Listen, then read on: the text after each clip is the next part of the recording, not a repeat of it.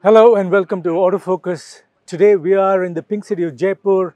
The city is right behind me there, and we are up here going through and riding the new Hero MotoCorp Xtreme 160R 4V. This is the 4-valve engine version of the 160R. It's getting a lot of new improvements, a lot of changes overall in terms of design, though it's very familiar. There are small changes that have been given to this. This is now being claimed to be the lightest and the fastest 150, 160cc motorcycle out there. We're going to be riding this through the day in Jaipur and its outskirts, and we're going to give you lowdown about this new bike from Hero MotoCorp.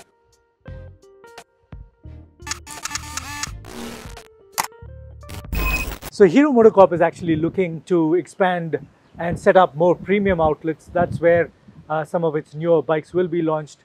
In the 150 and 160cc category, this is expected to be a bike that will be positioned to attract younger buyers who are looking for a more aggressive, sportier profile, and also that bit of extra power and performance. MotoCorp, of course, claiming that this can do really fast acceleration runs, and it's in fact the lightest and the fastest in its category of bikes. The Xtreme 160R 4V, the 4-valve engine variant. Now, they get some design changes. They are fairly subtle, meant more to sort of emphasize its sporty, more aggressive positioning. Front fuel tank profile has been mildly altered, so it does get slightly more swept back kind of profile. Front upside down forks, as you can see, are the 37mm KYB forks. These are only available for the Pro variant. When I talk about variants, let me also mention here that it gets about 3 variants. It gets the Pro, the connected, and the standard variant, with the connected variant being the only one available with Bluetooth connectivity, data readout on the digital cluster. Overall design continues to be the same as the 160R 2V. Positioning, like I said, is slightly more sporty positioning, so the profile and posture now becomes slightly more committed, so you are looking at higher front volume and more lean forward riding posture. It also gets a split seat, which can be easily apparently swapped with a single seat, with the split seat offering a very nice contoured profile, which also allows proper hugging posture for the rider, with the knee recesses nicely positioned to give the riding posture a very comfortable position. Now, in addition to that, it does get some other changes, very minor, including the paint finish. It now gets a bunch of dual tone paint finishes, including this sort of matte neon green that we have here, with the dark gray alternating on this 160R 4V. The Hero Xtreme 160R 4V engine is similar in terms of overall configuration, but it is quite different, and it is rightfully being claimed as a new engine by Hero. Logic is, of course, the fact that a 4-valve engine requires considerable re-engineering compared to a 2-valve engine. Just as a sort of bit of information here, 4-valve engines are more efficient, deliver more power, can generate more power and torque inherently because of better combustion. With 4 valves being there, there is more airflow and there is cleaner combustion possible. It is a 4-stroke air and oil cooled engine in the 160R 4V, and this engine delivers about 16.9 PS of peak power and 14.6 Newton meters of peak torque. It's paired with a 5-speed constant mesh gearbox, and this engine certainly feels more refined. It certainly feels like it can deliver a lot more low-end torque. In fact, cruising at 40 kilometers per hour in traffic on 5th gear is entirely possible, and even on lower gears it delivers much more torque. So sitting in lower speeds while on a higher gear slot should entirely be possible.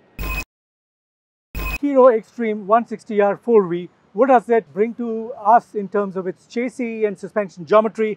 It carries forward the same tubular diamond type underbone chassis that the 160R 2V featured, and the chassis, of course, is a tried and tested chassis. It brings a lot of overall stability to this bike. This is, of course, attempting to make it lighter, and yet in terms of its overall rigidity and performance, it's meant to mimic the same as the 160R 2V. It also brings the same 276mm and 220mm pedal disc brakes, so braking performance is very, very predictable and it's very good. Right through the ride today in the morning, we've been experiencing the braking performance. There's absolutely no complaints there. This, of course, is the 160R 4V, and what it gets in terms of special additions is this sort of golden upside down forks that you see here. It's the KYB 37mm upside down forks for the front. Brings a lot more stability without affecting nimbleness and its ability to weave through traffic. It also gets the same 7-step adjustable Showa monoshock absorber at the rear. The overall ride quality of the 160R 4V is still pliant and very balanced. There is a mild forward bias, but this upside down forks by KYB of course brings in a lot more stability, and taking corners and straight line stability is still very confident and planted for a 150, 160cc class bike. The suspension geometry is oriented towards making it still nimble and easy to ride in city. But that said, at top 2-digit speeds, it still is very confident and planted to ride. So that then is the Xtreme 160R 4V. We've ridden it through the day, experienced it firsthand. Prices have been just announced yesterday when they launched it. Prices start from about 1,27,300 for the standard variant and goes up to 1,36,500 for the Pro variant, which we've been riding around today. Now, these are good prices.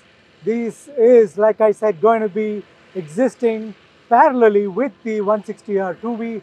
So if you are in the lookout for a 150cc, 160cc executive segment performance-oriented bike, then this is a good option for you to consider. Certainly, it's expected to be more efficient, delivers more power, and that incremental power, if it means something to you, then this is what you should be looking at.